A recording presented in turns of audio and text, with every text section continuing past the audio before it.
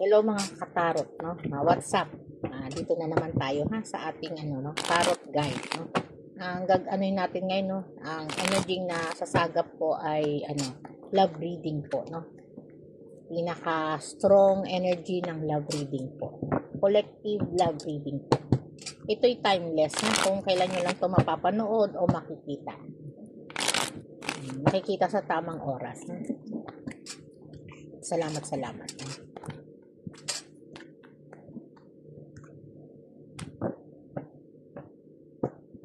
Bakit parang dito sa energy na to, no, parang may nakikita ako na medyo nagkakaroon, no, ng pagtatalo, tampuhan, no, para sa partner, no?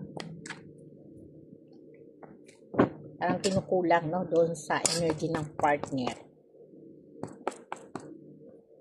Yan ha. May Four of Swords, no, the Tower, no, King of Cups, Four of Wands, Fool, Seven of Pentacles. No, base dito sa mga card natin, ha, mayroon dito kailangan, no, mag-rest ka muna, no.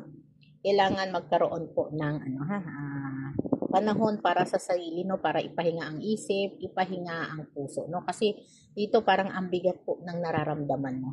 Parang may mga sitwasyon dito, no, na solid yung pagtatalo, tampuhan, no, at parang dito parang mayroon kang nabuking, no, o nakita, no, na mga kakaiba sa partner mo, no, na ngayon ay talaga namang hindi mo pa halos masabi, no, hindi mo pa halos masabi sa kanya o naghihintay ka pa ng tamang